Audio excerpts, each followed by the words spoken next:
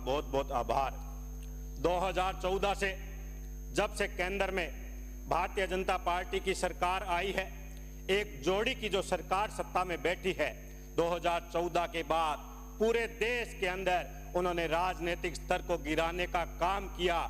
जहां जहां भी भारतीय जनता पार्टी की सरकारें हैं, उन सदनों को, उनकी गरिमा को गिराने का काम इस देश में बैठी और राज्य में बैठी भारतीय जनता पार्टी की सरकारें कर रहे हैं। आज सत्ता पक्ष के लोग जब भी भाषण की शुरुआत करते हैं, जैसे हम शुभ कार्य के लिए गणेश जी की वंदना करते हैं, वैसे ये देश के प्रधानमंत्री जी की करते हैं। लेकिन मैं उनसे पूछना चाहता हूं, जब 2014 से पहले प्रधानमंत्री गुजरात के मुख्यमंत्री थे, तब वो एक भाषण दिया था कि मैं देश प्रदेश का मुख्यमंत्री हूं, मुझे पता है कि डॉलर रुपए जैसे जैसे गिरता है, देश के प्रधानमंत्री की गरिमा भी उसी अनुसार गिरती है। तो मैं आज उनसे पूछना चाहता हूं, उस समय तो डॉलर के रुपए के भाव 58 रुपए थे, आज 88 रुपए पहुंच गए। तो गरिमा हमें ढूंढनी चाहिए कि पाताल में कहां वो देश के प्रधानमंत्री की गरिमा पहुंच चुकी है। 10 वर्षों के अंतराल महंगाई हमारे आसमान को छू रही है। आज गरीब का चूल्हा नहीं जल पा रहा है,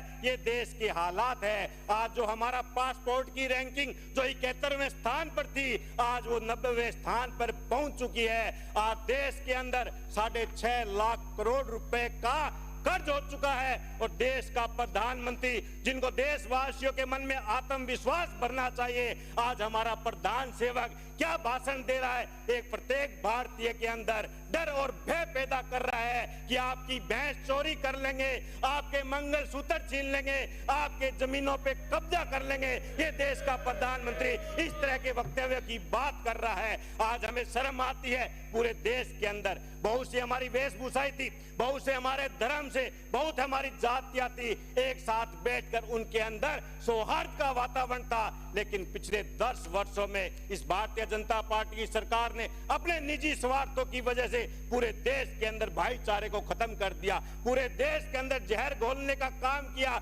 भाई को भाई से लड़ाया जा रहा है, परिवार को परिवार से लड़ाया जा रहा है। सिर्फ और सिर्फ सत्ता हासिल करने के लिए उन्होंने पूरे देश के अंदर माहौल को खत्म करने का काम इस देश में बैठी केंद्र की तानाशाह सरकार कर रही है। माननीय सभापति महोदय, आज जो बात कर रहे हैं कि राज्यपाल भाषण के जो पढ़ाया, मैं उनसे कहना चाहता हूं, 1 वर्ष के कार्यकाल में उन्होंने पूर्ववर्ती सरकार की योजनाओं का ही शिलान्यास किया या उद्घाटन किया।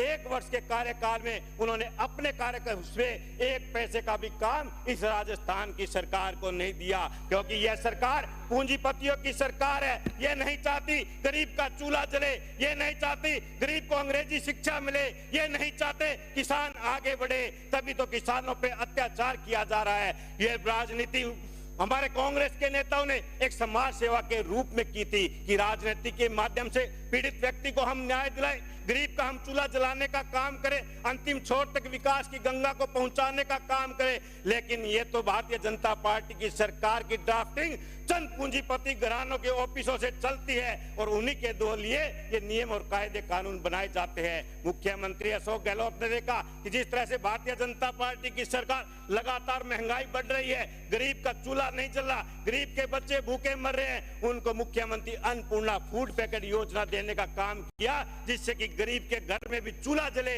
लेकिन इनको ये रेवड़ी नजर आई, उस मुख्यमंत्री अन्नपूर्णा फूड पैकेट योजना को भी बंद करने का काम किया। राजस्थान के अंदर 2 नियम लागू है। एक तो वो कि पूर्व में जिसने कनेक्शन किया उसके परिवार को 200 यूनिट बिजली निःशुल्क मिल रही है, लेकिन जो उसके बाद भारतीय जनता पार्टी की सरकार आने के बाद अगर किसी ने बिजली का कनेक्शन लिया, उस गरीब आदमी को 200 यूनिट बिजली नहीं मिल रही है। माननीय सभापति महोदय, मात्र 500 रुपए का जब बिल आता है, उस गरीब के जेब में पैसे नहीं होते, उनका कनेक्शन काट दिया जाता है, उनके बच्चे अंधेरे में रहते हैं। मुख्यमंत्री जी गहलोत जी ने उनका दर्द समझा था, तब जाके 200 यूनिट बिजली निःशुल्क की थी। लेकिन भारतीय जनता पार्टी के लोग कहते हैं ये तो रेवड़ियां बांटे थे, गरीब का दुख दूर करना रेवड़ियां नहीं थी। आज जोगाराम जी कहते हैं कि हमारे सरकार के पास अधिकार है कि हम किसी भी जिले को, संभाग को खत्म कर सकते हैं। मैं उनको कहना चाहता हूं, संविधान के अनुसार जिसको जितने अधिकार दिए गए हैं, उतने ही ज्यादा उनके कर्तव्य भी उनको दिए गए हैं। आप सिर्फ अधिकारों की बात करते हैं, आप कर्तव्यों की बात नहीं करते। कि आपके कर्तव्य ये भी है कि जन भावना के अनुरूप जनता की मांग को देखते हुए विपक्ष का कहता है कि जनता की भावना को सदन में रखे और सत्ता पक्ष का यह अधिकार होता है कि उनके बातों को सुना जाए। लेकिन आपने सदैव जनता की मांग को अनसुना किया, जनता की मांग को सुना नहीं, तभी जाकर आपने 9 जिलों और संभागों को खत्म करने का काम किया। आज आप मुख्यमंत्री जी को भागीरथ कहते हैं। एक कहावत है कि गांव बसा नहीं, मंगते पहले आ गए। एक बूंद पानी तो आप लेकर नहीं आए। अगर पानी की बात करते हो, मेरे नौहर और भादरा की बात कीजिए। तो मुख्यमंत्री अशोक गहलोत ने नौहर फीडर ई लाइन की घोषणा की थी, 28 गांवों को सिंचित करने के लिए 100 करोड़ रुपए स्वीकृत किए थे। कहां चली गई वो योजना? चुनाव से पूर्व आपके ही नेता दिल्ली में जाके फोटो खिंचाते थे कि हमारी सरकार बनने के बाद हम पानी लेकर आएंगे। आज तो कई इंजनों की सरकार है, हरियाणा में आपकी सरकार है, दिल्ली में आपकी सरकार है, राजस्थान में आपकी सरकार है। फिर वो नौहर और भादरा को हमारे हिस्से का पानी क्यों नहीं मिला? क्यों नहीं वो नौहर फीडर की रीलाइनिंग का काम हो रहा? क्यों नहीं वो 28 गांवों को सिंचित किया जा रहा? आपके कार्यकाल में जो सुई ब्रांच को दूरी निर्माण को बंद कर दिया गया था, उस सुई ब्रांच का निर्माण कार्य पूर्ण क्यों नहीं हो रहा? क्यों नहीं एटा सिंगरासर का निर्माण कार्य पूर्ण हो रहा? आपने बजट में पढ़ाया कि हमने हनुमानगढ़ और गंगानगर जिले के लिए 108 करोड़ रुपए के खाड़े बनाए। अरे मैं आपको कहना चाहता हूं, नौहर और भादरा के लिए 200 करोड़ रुपए की स्वीकृति जारी हुई थी, उसको आपने रोकने का काम किया, क्योंकि आप नहीं चाहते किसान के खेत तक पानी पहुंचे, किसान के हाथ मजबूत हो। आप बिजली की बड़ी बड़ी बातें कर रहे हैं कि हम दिन में किसानों को बिजली दे रहे हैं। हनुमानगढ़ जिले में देखिए, आपके खिलाफ प्रदर्शन हो रहा है। इस सर्दी के मौसम में किसानों को बिजली नहीं मिल रही, किसानों की फसल बर्बाद हो रही है आपकी वजह से। 12-12 महीने डिमांड जमा किए हो गए, कृषि कनेक्शन नहीं मिले आपकी वजह से। किसानों के जले हुए ट्रांसफर नहीं मिले आपकी वजह से। किसानों को मीटर नहीं बदले जा रहे आपकी वजह से। तार नहीं बदले जा रहे आपकी वजह से। इंदिरा गांधी नहर में आपने फरमान जारी कर दिया, 1 फरवरी से पानी नहीं मिलेगा। पूरे हनुमानगढ़ जिले की किसानों की फसलें बर्बाद हो रही है। चाहे गेहूं की फसलें पकाव पर है, लेकिन पानी नहीं मिलने की वजह से वो फसलें बर्बाद हो रही है। और आप प्रदेश की जनता को एक झूठे सपने दिखाने जा रहे हैं। प्रदेश की जनता को मंगेरी लाल के सपने दिखाने जा रहे हैं कि राजस्थान में पानी आएगा। अरे जहाँ व्यवस्था मौजूद है वहां तो आप पानी पहुंचा के दिखाइए। आप भ्रष्टाचार के आरोप प्रत्यारोप की बात करते हैं। एक भी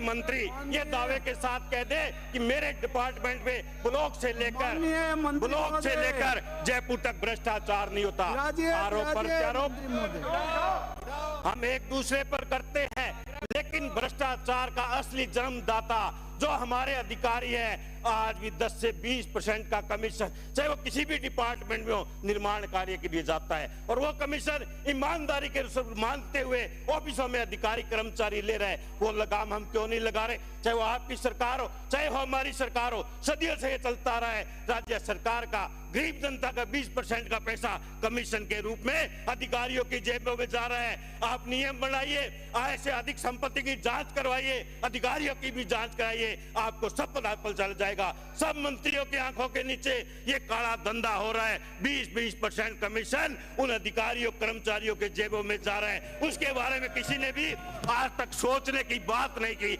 हम तो आरोप प्रत्यारोप लगाते रह जाएंगे, लेकिन जनता का पैसा कहां जा रहा है ये भी हमें सोचना होगा। माननीय सभापति महोदय, आज हम बात चाहे किसी भी किसान की कर ले, किसानों को यूरिया नहीं मिली, यूरिया के लिए लाइनों में लगना पड़ा। बात हम बहुत बड़ी बड़ी कर लेंगे, हमने ये कर दिया वो कर दिया।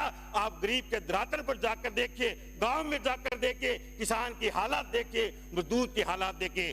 भारतीय जनता पार्टी को ये सब चुनाव में याद आते हैं, गरीब, किसान, मजदूर, महिला, दलित, मध्यम वर्गीय, लेकिन सत्ता हथियाने के बाद उन सब नामों को भूल जाते हैं और 2 ही शब्द याद रहते हैं, हम दो, हमारे दो। और उन्हीं के लिए देश में बैठी तानाशाह सरकार जो काम कर रही है। देश की तानाशाह सरकार चुनी हुई सरकारों को गिराने का काम किया, तो हमारे प्रदेश में बैठी सरकार जो हमारे चुने हुए जनप्रतिनिधि थे, चाहे वो चेयरमैन हो चाहे वो प्रधान हो, उनको गिराने का, उनको निलंबित करने का काम किया। और आज तक उन पे कोई दोष साबित नहीं हो पाया है। और जिन्होंने अपने चहेते को पालिका अध्यक्ष बनाया, वो दावे के साथ कह सकता हूं, जाबर जी खड़ा बैठे हैं, आप एक कुछ कमेटी बनाकर उनकी जांच करा लीजिए। आप तो नौहर में ही जांच करा लीजिए कि पिछले 6 महीने में किस तरह से भ्रष्टाचार का बोलबाला है। पूरे प्रदेश में थानों की बोलियां लग रही है, तहसीलों की बोलियां लग रही है, वो बाबाई का राज आ चुका है, भ्रष्टाचार का खोल खोला जा रहा है और कोई भी मंत्री अधिकारी बोलने के लिए तैयार नहीं है।